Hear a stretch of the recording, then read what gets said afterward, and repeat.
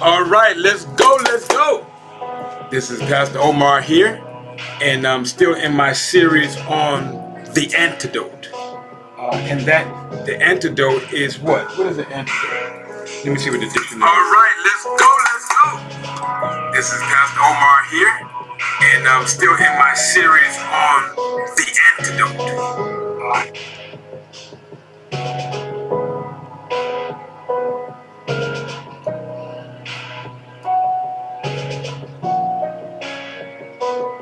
Sorry about that, live streamers. It's always a new journey. I'm studying and learning as I go. Let's see, I found my dictionary and I wanted to look up the word antidote. I've been using it so much, I don't know if I ever defined it for you. Antidote.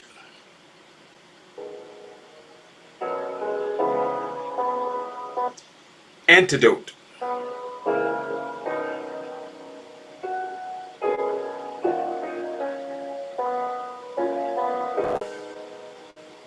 No, I should do it on screen too. Okay, here we go. Let me get it up here for you, like we normally do.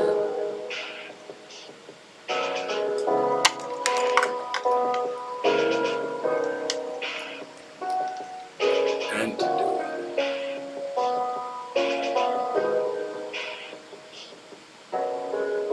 No, I don't want that.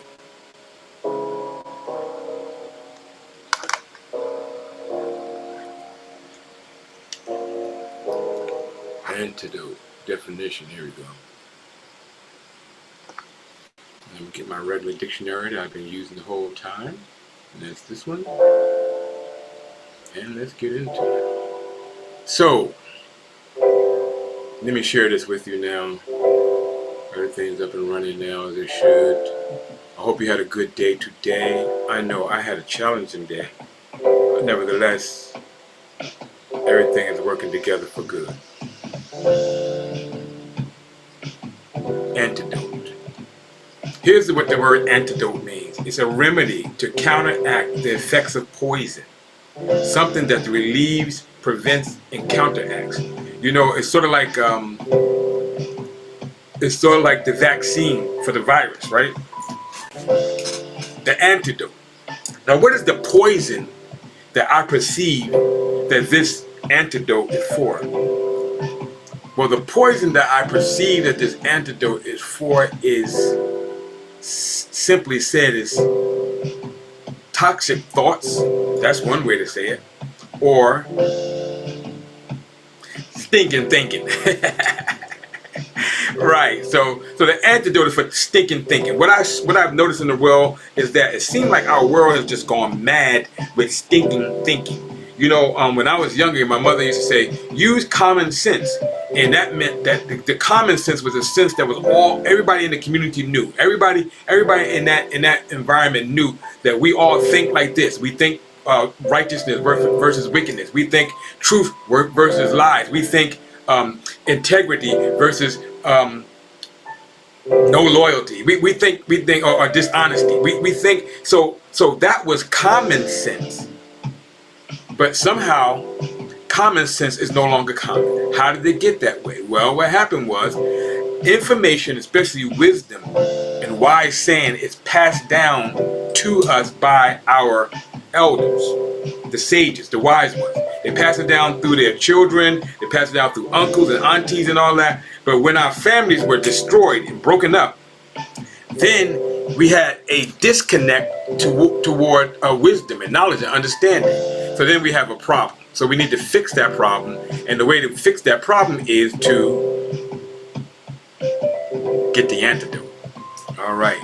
And so right now, I'm serving as a surrogate dad. I'm serving as a surrogate uncle. I'm serving as someone who can come in and just say, look, let me just help you out a little bit here.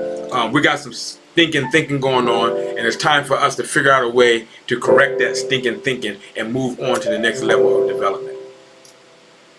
So I asked God, well, what should I do? What should I use? And it was impressed to me. I woke up one day and I heard you need to use Proverbs. When I was 19 years old, 18, 19, that's when I first started reading Proverbs. I am now 59. I'll be 60 in February the 6th, y'all. And so there is, and then you see I got this gray hair. Almost a lot of times I cover it up because I don't want the young folks to be like, who is this old gray-headed man talking? He ain't got nothing, but this is one of the hip old gray-headed man. I'm still young. In my mind, I'm like 27, 28. That's how I feel. And yet I know that I have a crown. When you study the Proverbs, it says that the hoary head or the gray head is a crown on the righteous person. So since I align my actions and activities with right thinking according to Scripture, I know that I am that righteous person. And therefore, look at my crown. I'm not trying to dye it, not trying to change it up any color. I'm leaving my crown on. Especially it's good for when I'm in the hood, because young people are like, man, leave that man alone. He's the OG. And I accept that. I accept my role as the OG. No problem. I'm good. But an OG that got some insights from my young children who are helping me along the way. Let's get in. One of the things I want to say to you, like I like to preface what we're going to go into.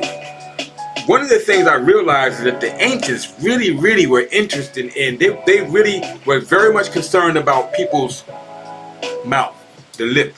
They talk about the lips this, the lips that, and the lips represent the mouth, and the mouth represent people's words and communication. The longer I do work, I realize that words actually shape worlds. I looked in the Hebrew Bible in the early part and said, God said, let there be light, and there was light. So one of the creative principles that God used was light. And right after that, he used wisdom to guide that light. So what you say out your mouth is very important. I say it's going to be as you say it's going to be. Please don't say no stupid stuff out your mouth. Don't say this is going to be a terrible day. Don't say I woke up on the wrong side of the bed. Please don't say that. Don't say I'm stupid. Don't say any of those kind of things, because what happens is that the way God set up this universe, the entity, the way it's set up, it picks up the words and turn them into reality. So you say you're dumb, or you say you can't, then you can't. If you say you can, then you can. It's all going to be what you say. Now you might have to do some practice. You might have to do some learning in the process. That's good. Now, one of the, like I said, one of the major vehicles of understanding, wisdom, knowledge, understanding, and getting it is through the parents. So a lot of times in Proverbs, it says something about the parent. Like this one starts off with a discussion about the parent. Look at what it says here. It says, and we have Proverbs chapter 13, if you're following along with me. It says, a wise son accepts his father's discipline, but a scoffer has never listened. To rebuke. These words I'm stumbling over because they're not words I use all the time. I don't use rebuke. I don't use scoffer, and hardly use discipline. But let's take a look at what these words might mean. This version of the Bible I started using is good. It has some definition in it. So it reads, a wise son, discipline of a father. A wise son, discipline of a father. So a wise son is implied that a wise son accepts or receives the discipline of their father. So if their father is in the process of correcting them, they can receive it. Now some correction, we're going to find out a little bit later, some correction was physical. And some correction is just a word to the wise. He said, remember there's the old saying, a word to the wise is sufficient. So a wise son accepts the discipline of his father. But a scoffer, I think I looked up scoffer. If I don't, I'm going to find out what it means for you. But a scoffer doesn't sound like it's anything good, does it? But a scoffer, it says that a scoffer, what happens with a scoffer? A scoffer shows contempt by derisive acts of language. Derisive acts or language, a scoffer. To treat or address one with derision, to mock and make fun of. Scoffer. So a scoffer is somebody who makes fun of them. They mock people. Let me see. Let's see if I can find out what this word means. It might be in there. Mock. What does it mean to mock? To treat with contempt or to ridicule, to deride, to disappoint the hopes of, to take down, just crushing somebody's dream. A mocker crushes the dreams, and they attempt to crush the dreams by saying stuff that just get on your nerves and get under your skin. A mocker. A scoffer, somebody who's using these words, and we got there from the word scoffer. So now we got an idea that a wise son accepts the father's discipline or correction, right? But a scoffer, let's look, we might want to look at discipline while we're here. What's discipline? Discipline.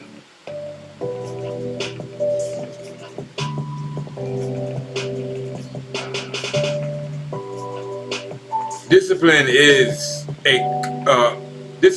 a control gained by enforcing obedience or order. Yeah, discipline is control gained by enforcing obedience or order, right? What does enforcing mean? Got to have something to do, to give force to strengthen. So what we're dealing with is, let me go back to this one again. A discipline. Discipline is control gained by enforcing the obedience or order. So the correction, the obedience, whatever enforcement that the parents use, the father used, that's what do it. Now, if I really want to discipline my children, you know what? All I have to do, if I really just want to discipline my children, all I have to do is take their phone away. Oh my goodness! If I take my children's phone away, it's gonna be a problem. They're gonna get anything right. They're gonna get everything right after that. They don't want their phone taken away. No kind of way. Not on any day. So anyway, we got that. So let's put this back in context. A wise son accepts his father's correction or discipline. Even if he has to scold him or say something to him, he accepts it. My daddy said it, then it must be good. My father used to beat my behind with a thick rock. What do they call those things? What's that strap? You know, old time barbers used to have this strap. They used to have this thing to cut your face like a blade, and they were cleaning on there. My father's like, go get a rod, go get a rod, go get a stick, and I'd be coming back with some flimsy little thing like, and my father was like, okay, so you got game, right? Oh, you okay? I got you. Came back one time with that strap. Go get the strap. I was like, oh God, I don't want the strap. Woo! It was this thick, y'all, and about this thick. Man, anyway, my father didn't have to beat me much because I didn't like beatings. So I self-corrected most of the time. I'd rather self-correct than get a spanking. I'm from the old school, of course. I told you, I was born in the 60s. But this scoffer, they don't listen. They have never listened. They said they just don't listen at all.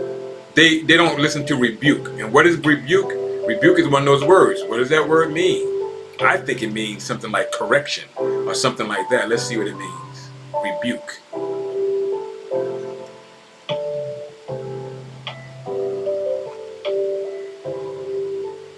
I think the dictionary got an upgrade. It looks different than it was before. All right, so here we go. We got the word rebuke.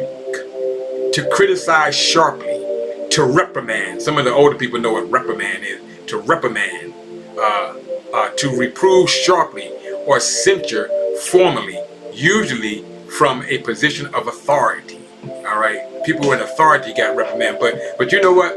Scoffers, they don't really respect authority. They put the finger up like that. You just said it, did you? They put the finger up to authority. That's what they do.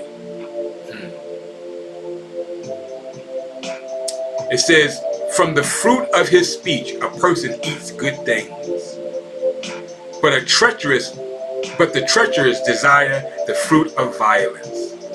Here, once again, is talking about your mouth. If you speak good things come out of a result of good things come to you as a result of how you're using your mouth. If you walking around here talking ignorant, some crazy stuff gonna come your way. Let's look at this though, because some of these words are just deep words we need to take a good look at.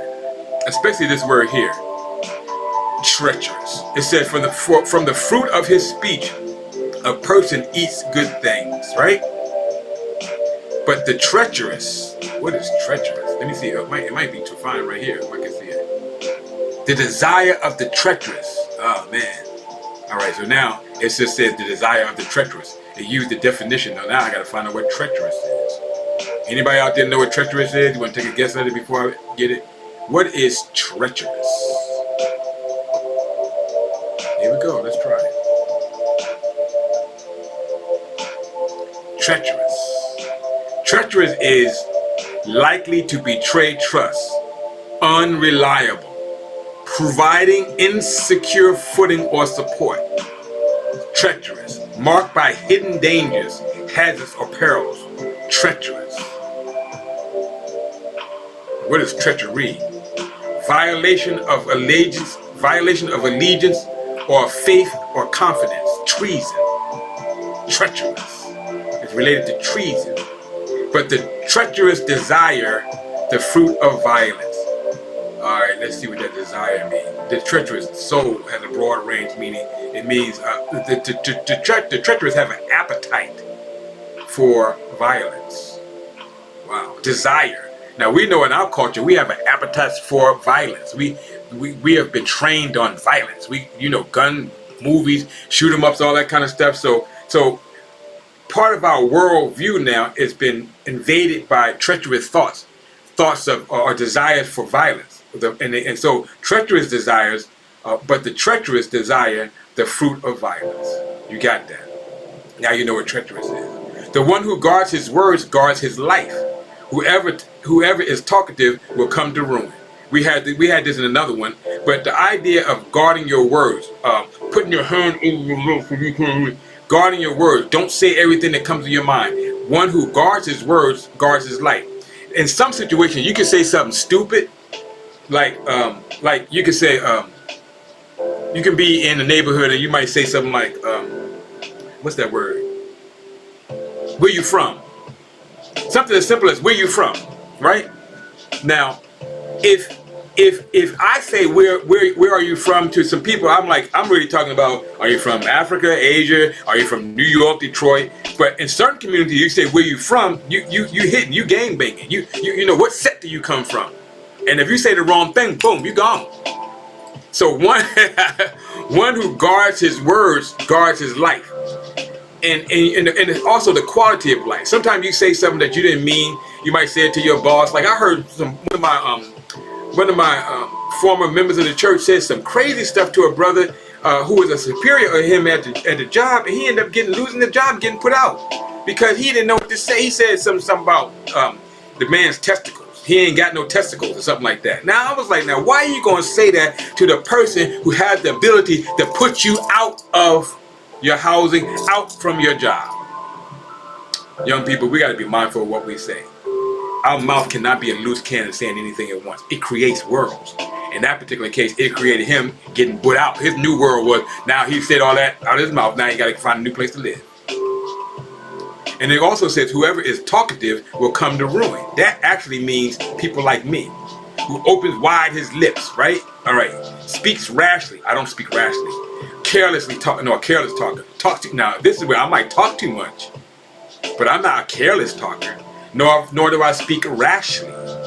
But it has all that implied in this thing where it says, whoever is talkative will come to what? Ruin. Ruin belongs to, the side note is, tight control over what one says prevents trouble. Keep a guide over your mouth, you might live long. Some people, everybody don't need to know what you think, especially your boss. Sometimes they don't need to know what you think. You don't need to tell your boss, you don't need to give them a piece of your mind at all. Stop it. Stop acting out like that. The immature do that. It's time for you to grow up. We're growing up in this thing. And we're not going to have our life ruined, not have access to the good things of life because we talk too much. We say so another way of talking too much is talking about somebody's business, telling other people's business, telling secrets. All right, that's treacherous kind of stuff. You exposing secrets. All right, here go another one. Another big character that shows up in the Proverbs is people who are lazy, sluggards, sloths. Don't be lazy, a sluggard, or a sloth. Those individuals, they don't get the things that they want because they're too lazy to go after them in part. Don't be that way. I read something, I think I'm going to share it with you. Where did I find that out about?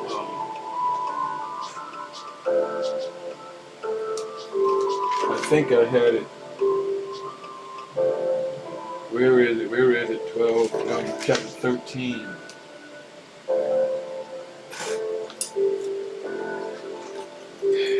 We're talking about this sluggard. Oh, that's a messenger. Okay, no, I'm not. I don't have that one here. Maybe I saw it in another one about the sluggard. Where did I see the sluggard at? Another one of my Bibles. I want to talk to you about the sluggard. Well, let me just let the Proverbs, and if I run into it again, I'll give it to you the next time around. Because believe me, I believe Proverbs is going to talk about the sluggard again. But the sluggard is that lazy person. What does it say about the lazy person? It says,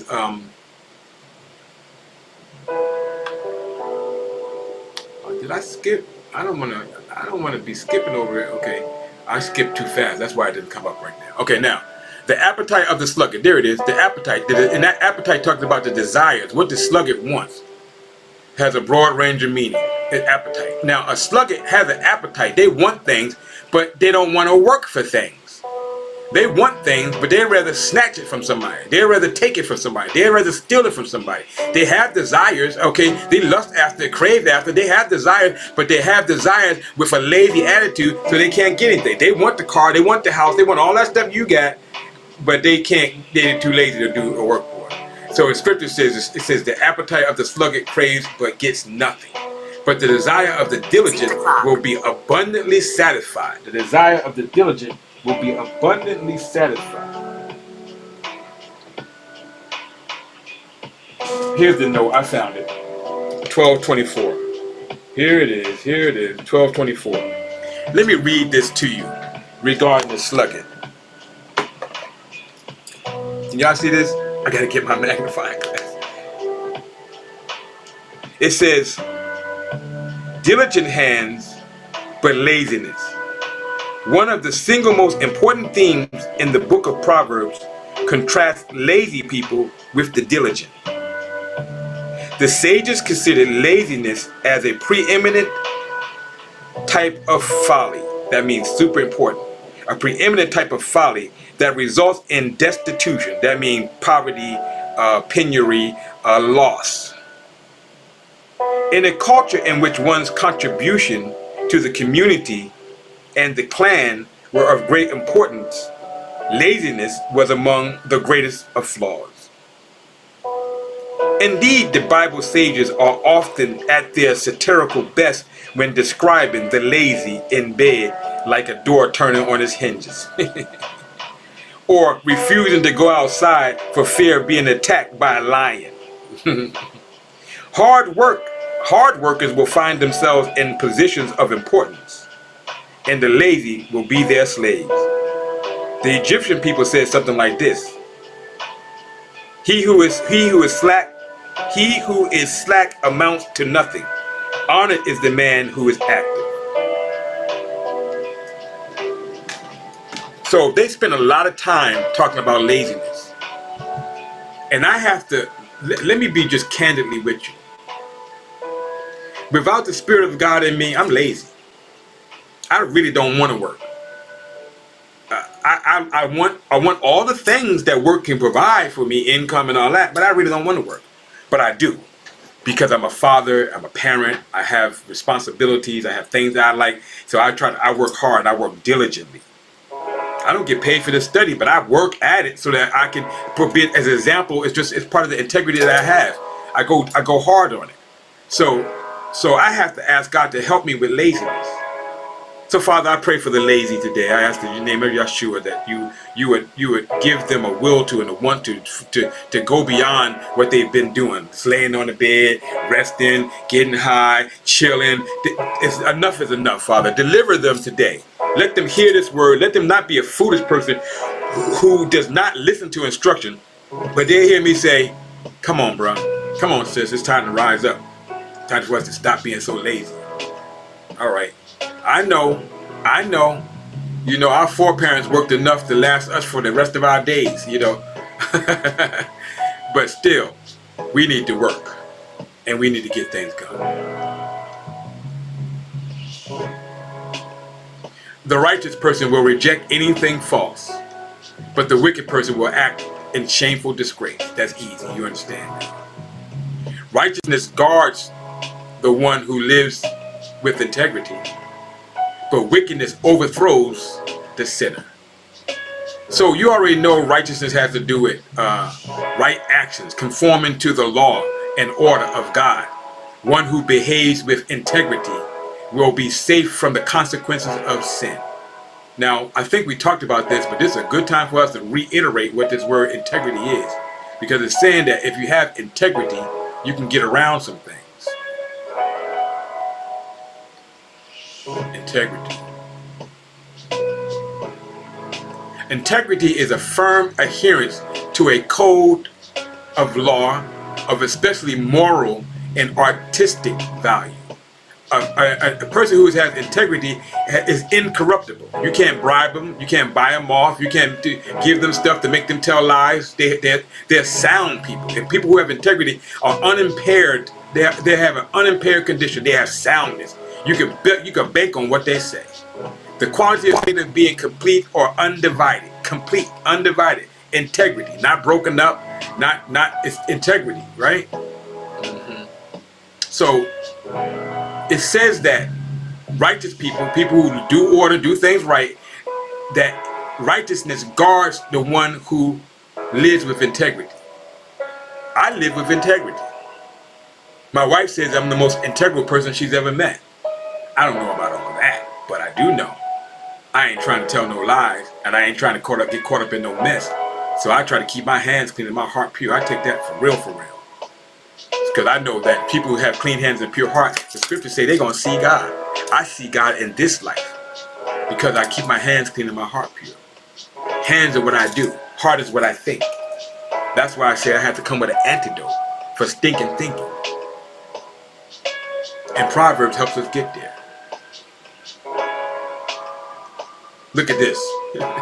Or wickedness overthrows a sinner. You know, when you tell lies and all that stuff, it destabilizes you. It puts you in a situation. You got to remember the lies. It doesn't give you any security. Righteousness is secure. You said it. You know it's the truth when you said it. Even if you forgot, you'll remember the truth and you'll say it again.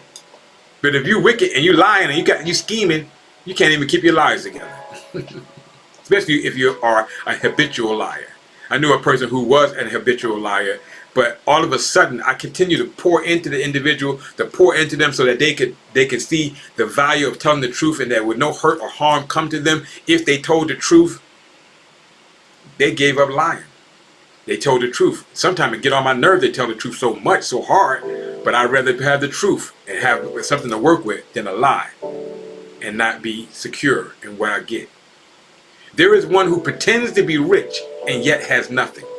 Another pretends to be poor and yet possesses great wealth. This, my friend, I'm going to stop right here. This, my friend, is one of the biggest mysteries of all the world. I wish I could look it up. Maybe somebody out there would look it up and send it to me in the notes. Somebody said recently, I don't know, one celebrity said that they said one thing they noticed about as they increased in their wealth. They said rich people don't dress rich. Poor people do. I had to think about that. What is he talking about? Rich people don't dress rich. Poor people do. And I realized that rich people don't dress rich. They may have on nice quality clothes, but it ain't that $150, $200. It's not that unless they're going out or something like that. That's different. But in the regular, on the casual, rich people do not dress rich. They actually dress down low because they're not trying to draw attention to themselves.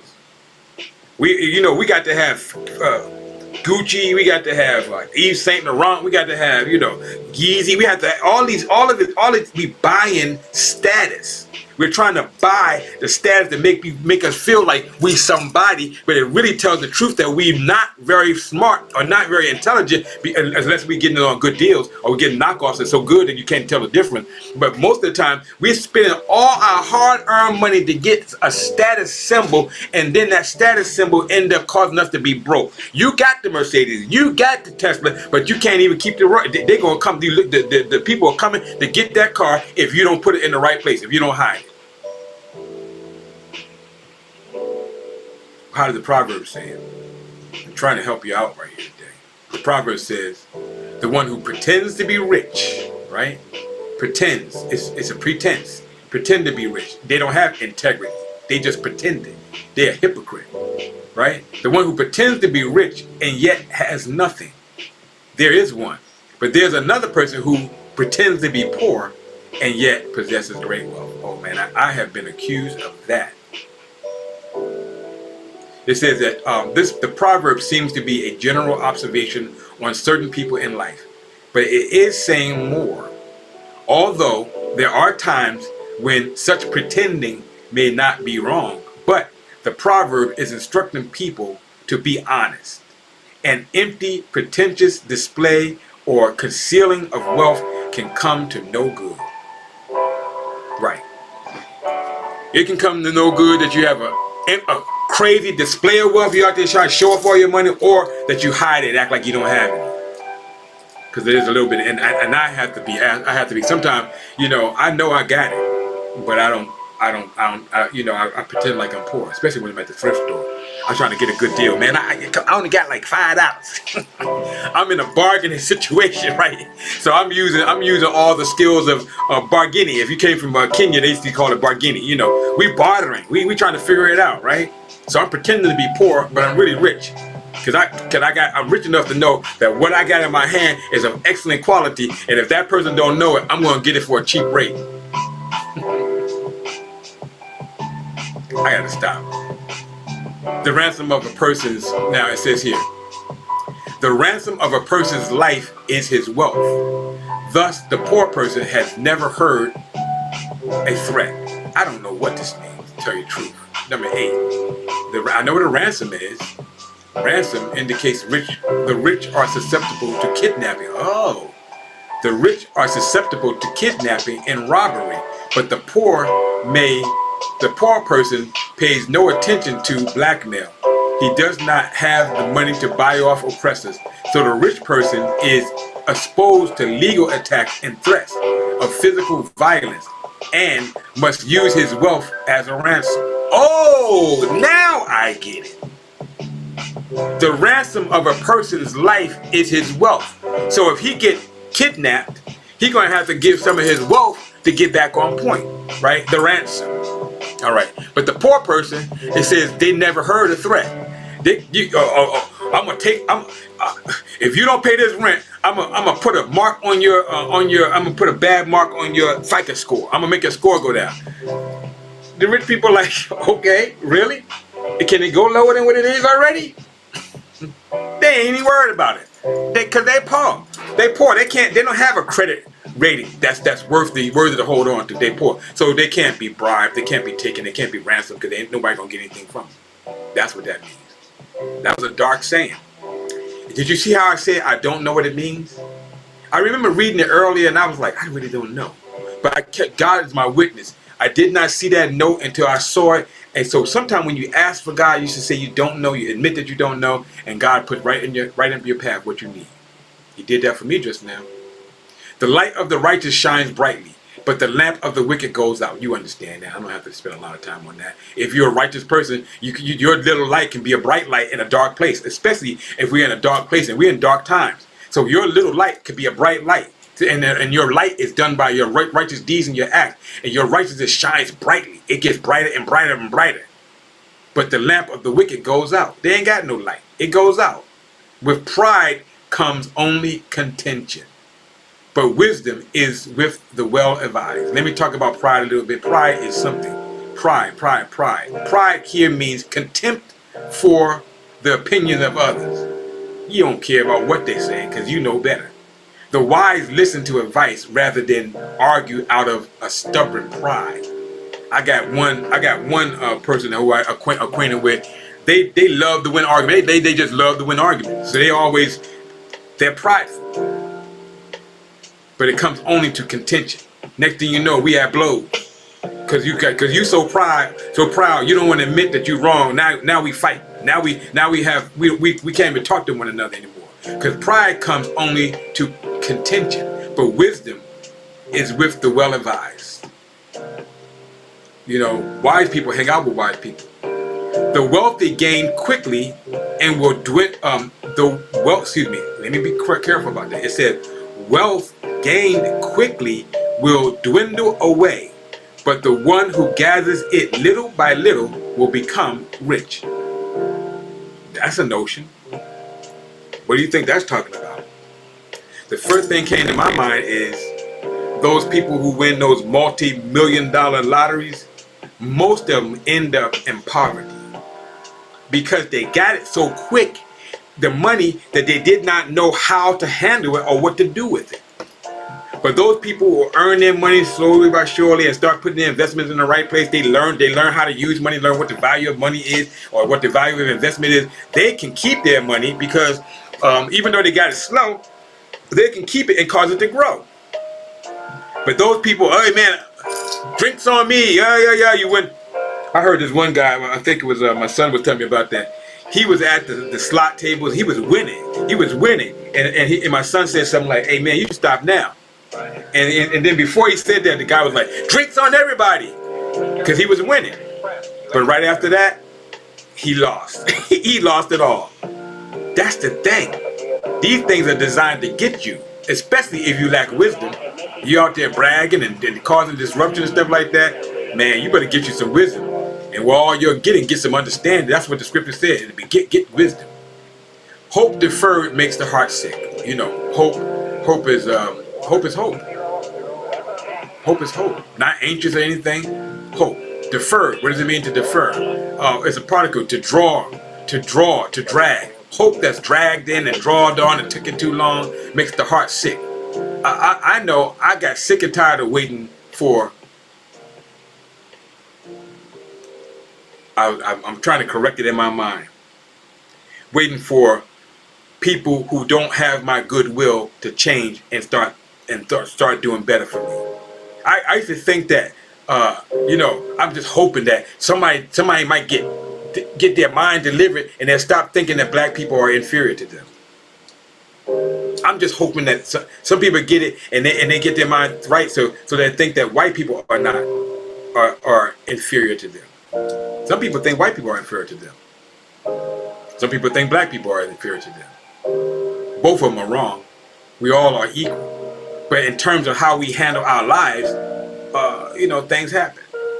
That's why I said earlier about the sluggard. Okay, we worked hard, but now it's time for us and we got a long rest, it's time for us to work again. So failure in realizing one's hope can be depressing or discouraging. People can bear frustration only so long. Amen. I know that's right. But a longing fulfilled is like a tree of life. Something you've been waiting for all this time and finally, boom, you got it. Ooh, you feel great. You feel wonderful. So hope fulfilled is a tree of life. It energizes. The one who despises instruction will pay the penalty. If you don't like to listen to this, there's another one about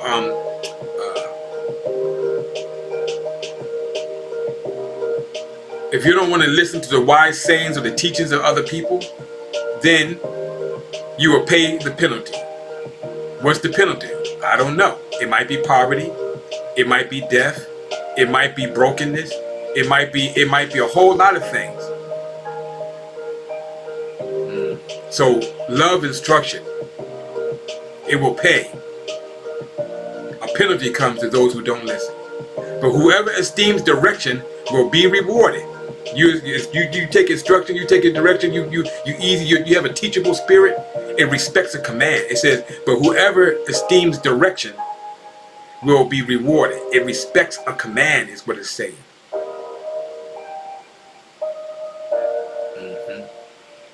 Instruction from the wise is like giving a life-giving fountain. It's like the fountain of youth. Instruction from a wise person. To turn a person from deadly snares and traps. The instruction of a wise person helps you to turn away from deadly snares and traps. Keen insights wins favor. But the conduct of the treacherous, remember, people who have no integrity, they always try to tear people down. The people of the treacherous ends in destruction. We get that. We understand that. A shrewd person acts with knowledge, but the fool displays folly, silliness, ignorance. An unreliable messenger falls into trouble, but a faithful envoy brings healing. I think I had a note about that, about the messenger.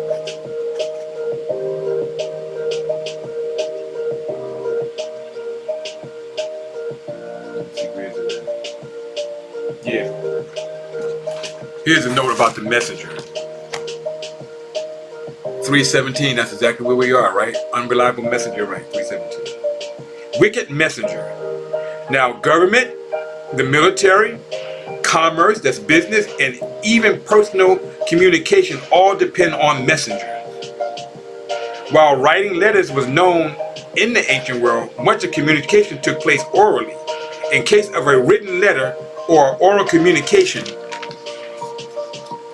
the delivery depended on messengers. A wicked messenger would be one who did not deliver the message, lost it, or delayed its reception. In case of an oral message, a wicked messenger might forget what to say and even intentionally change the message from what its author intended. The wise sayings of old gives advice to the type of person to send on a particular job. Do not send a low woman on a business of yours. She will go after her own. Do not send a wise man in a small matter when a big matter is waiting. Do not send a fool in a big matter when there is a wise man you can send. What is it saying? You know, we have to communicate things with integrity. We can't be false messengers, right? That can be a false messenger in the pulpits, synagogues, mosques, and all that, or a false messenger in life. If you know, that's why a lot of times my wife said, "Well, what did they say?" And I said, "Man, here, I recorded it. I took it down because I have a hard time retaining things that is not directly pertinent to me." So sometimes I can be a bad messenger. But if someone gives me a message they really want me to get it, I say write it down, let me take a picture of it, because I want to make sure that message gets to the person. I don't want to be somebody who delays that message. So an unreliable messenger falls into trouble. But a faithful envoy, person who brings messages, a faithful envoy, suggests that the person is in some kind of government or service. An envoy. It's like an ambassador. All right. This individual can be trusted to bring healing, be successful in the mission. The wisdom literature of the ancient Near East has much to say about messengers, right? We get that. That's why I'm saying to you, a lot of this stuff that's going on here is talking about what you say out of your mouth. And a good messenger, is something that we need to have. No, I'm not a crip. I'm not trying to bang and stuff like that. I just happen to have a red handkerchief. An unreliable messenger falls into trouble, but a faithful envoy brings healing.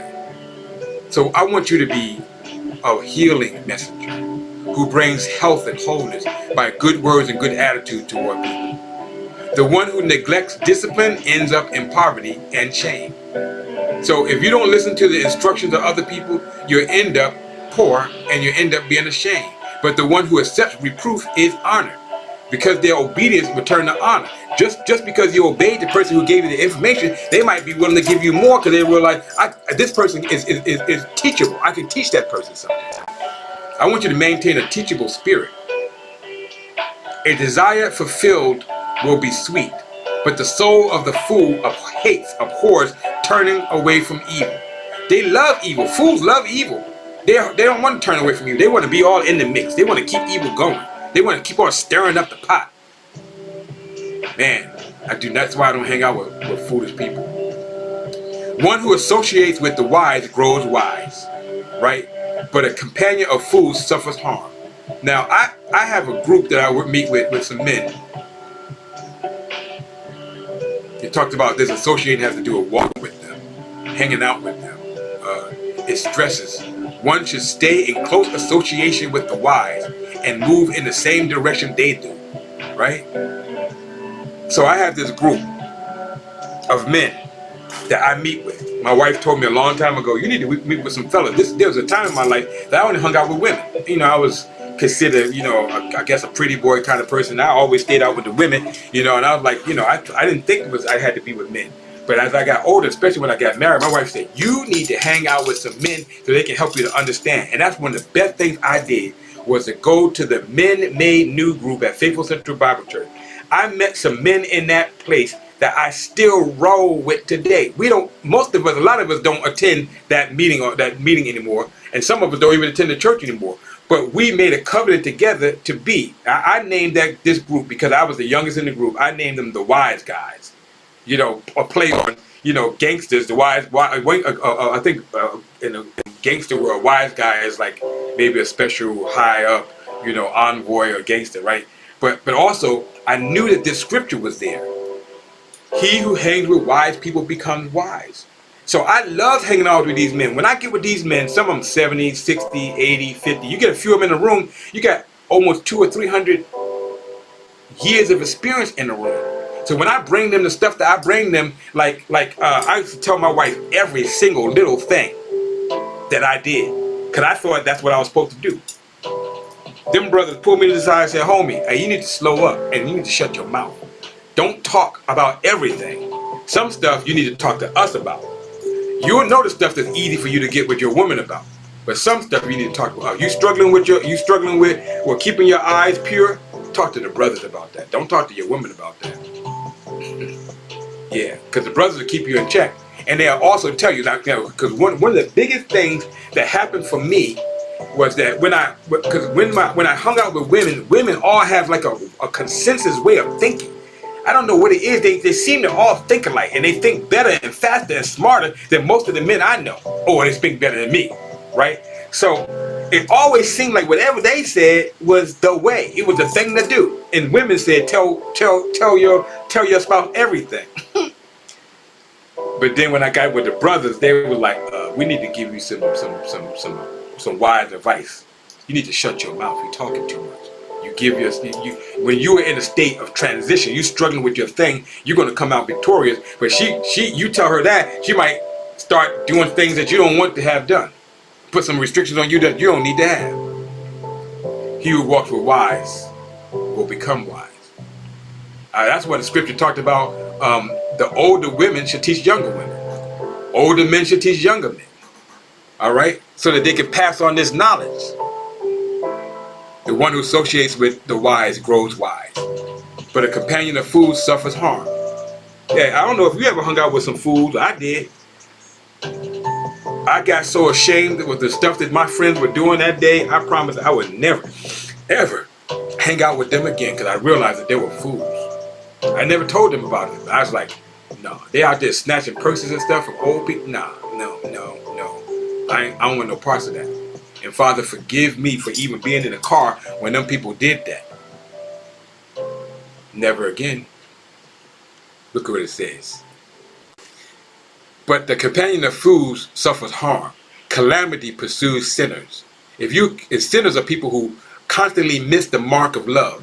There's a love standard that love is the law of the whole universe. If we operate in love, that is giving of ourselves for others, that is caring for that other. If we do that, care and stuff will come back to us. Love. So when we are missing that perfect mark of love in our relationship, we are what we call sinning. We're sinners. But prosperity rewards the righteous. If you want to be prosperous, that comes with being wise. You begin to be prosperous. Now, I may not got a whole bunch of zeros in my bank account, but I know I am a wealthy man, wealthy with wisdom, knowledge, and understanding. I am a wealthy man, a wealth of understanding and comprehension, a wealth of favor and blessing. I am a wealthy person. I am prosperous beyond what you can even imagine or think. I keep it on the down low because I don't want people to be hating on me all the time. But sometimes you can't hide that goodness. Sometimes you can't hide that. I'm smiling. They wonder why I'm smiling. People downtown be like, why did you smile? I'm smiling. I'm happy. And I know that if I present happiness, they might get a smile on their face. I think smiles are contagious. Did you smile? A good person leaves an inheritance for, okay, we talked about that. Prosperity comes with righteous people. Now, a good person leaves an inheritance for his grandchildren. But the wealth of a sinner who misses the mark of love is stored up for people who are going to do right and be righteous with the money, right?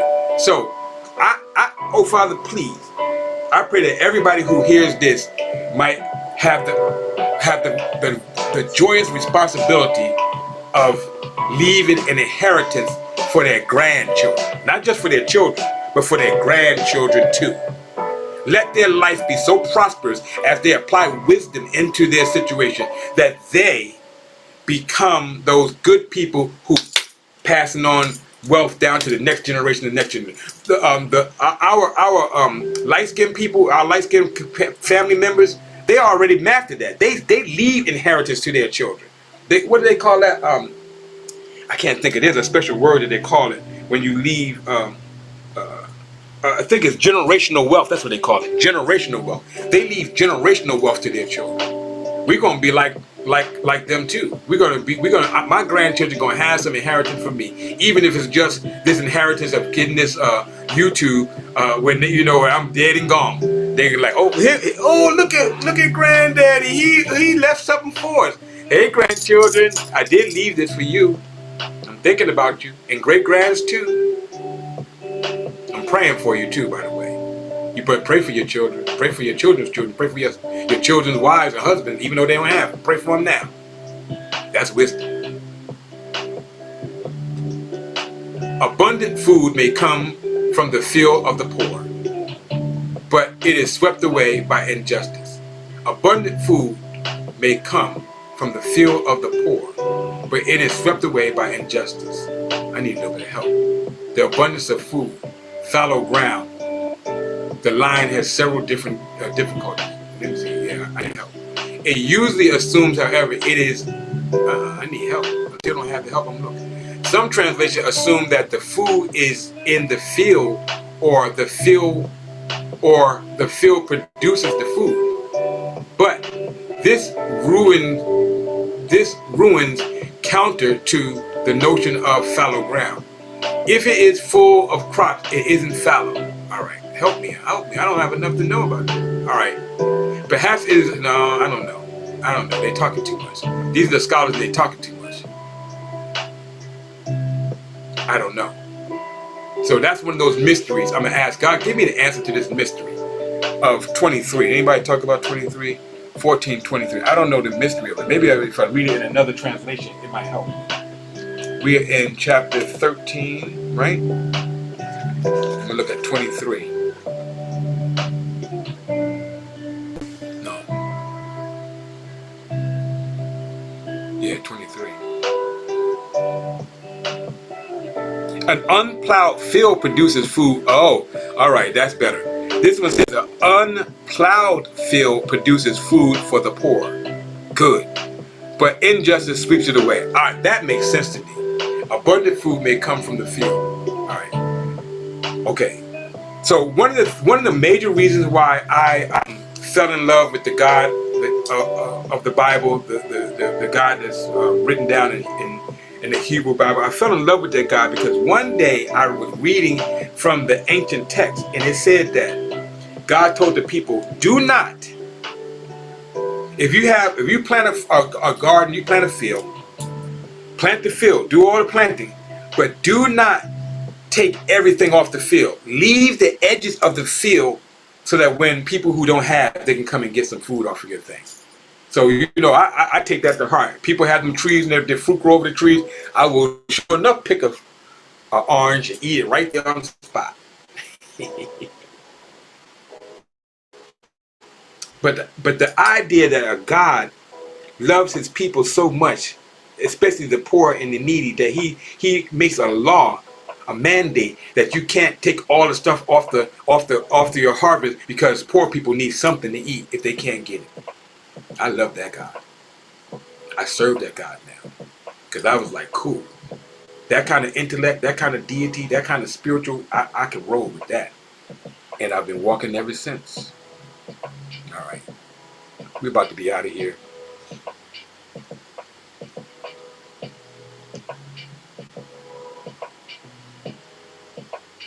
But injustice is a problem, though.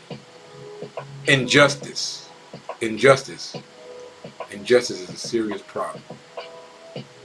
Let's see. The ground could produce enough food for people if there were no injustice in the land. I just got a revelation, y'all. Look what this says. The ground could produce enough food for people if there were no injustice in the land. I think it's an injustice that homelessness has gotten so prevalent in.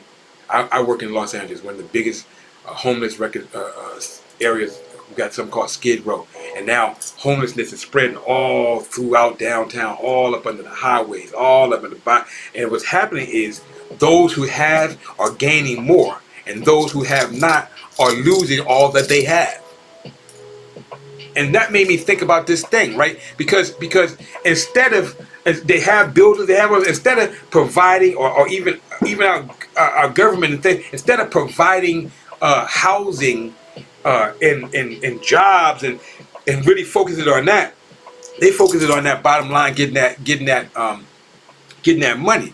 So sometimes they don't even develop a land. They just leave it plain because they waiting for the day where the land is worth way more, and then they'll maybe put some produce on it. Injustice, unrighteous deeds, people who got money and not being a good citizen with it.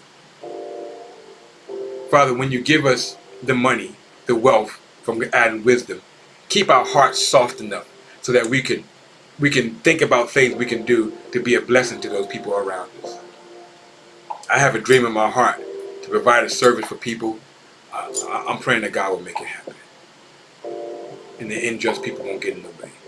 The one who spares the rod hates this child, but the one who loves his child is diligent in disciplining them. I think I have a reading that I want to do from that. That was, and I know, wait, let me just take this on.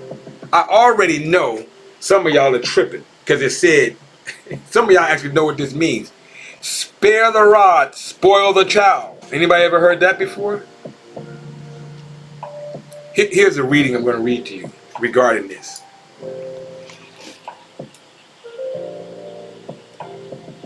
There was a real concern in the ancient legal. There was a real concern in ancient legal Samaritan law and wisdom writings to teach children to honor and obey their parents. For instance, the Assyrian sage Akar makes the familiar statement that to spare the rod is to spoil the child.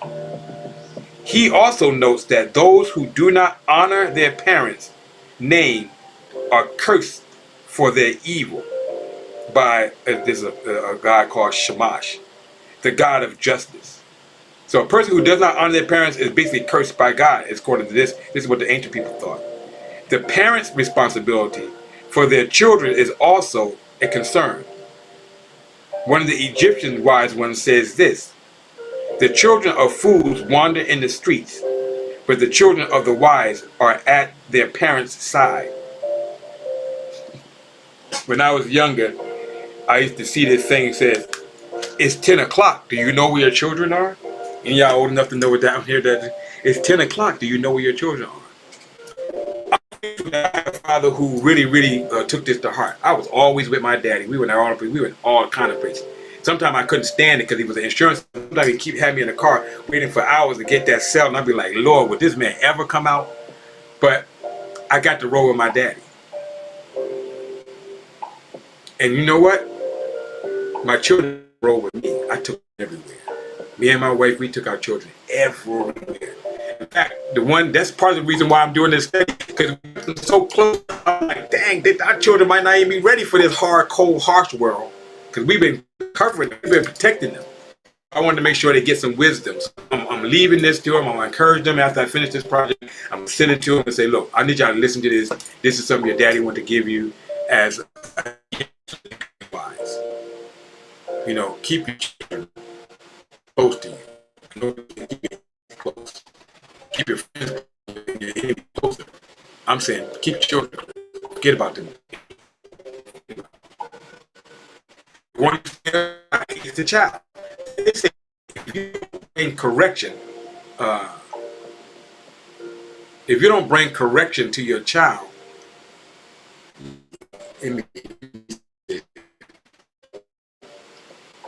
in context, they take to the less on the overall emotion and more on the particular action.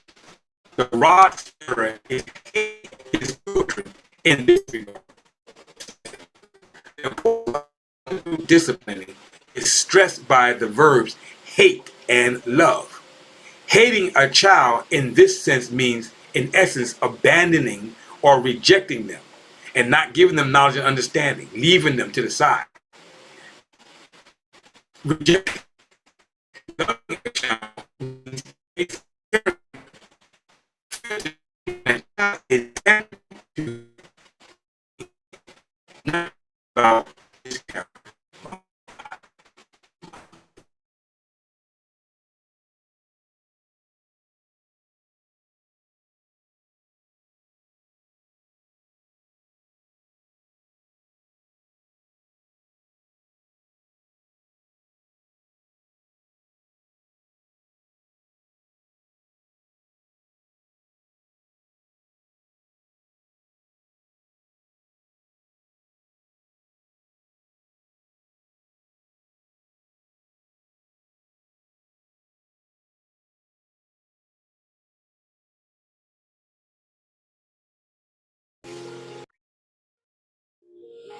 So we're back on the line.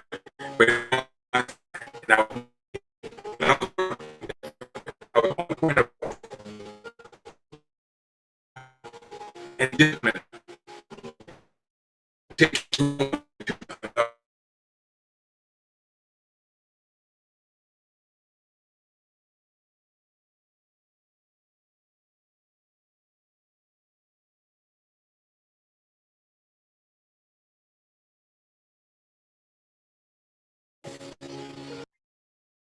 We need to be hands-on with our children. The enemy does not want to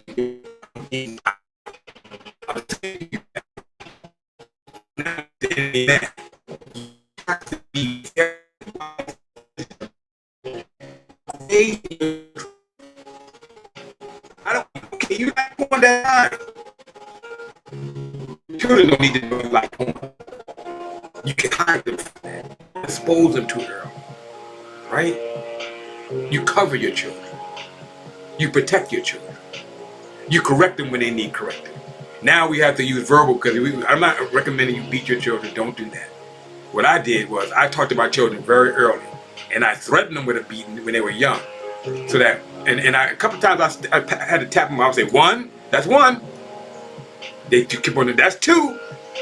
That's three. All right, tap, tap. I give them tap, tap on it, and with my hand and the software. That was when they were younger. So that when they got older, I said, that's one. Oh, they didn't even want to get to 2 or 3 because they was like, I can't imagine what Daddy would do to me now. But I got good children. Ain't none of them in prison. All of them doing right. All of them living right. So I'm thankful. I'm not going to knock on any wood. I'm going to just give thanks to the Most High and say thank you, Lord. For me, I try to treat them like you treat me, and its benefits are paying off. The righteous has enough food to satisfy his appetite, but the belly of the wicked will be empty. Thank God. All right, I'm out. Do me a favor. If this is good, share it with somebody. Let somebody else know about it. But in the meantime, and in between time, I need you to keep your hands clean and your heart pure. You cannot go wrong with that. This is Uncle Omar, Pastor Omar, Preacher Omar,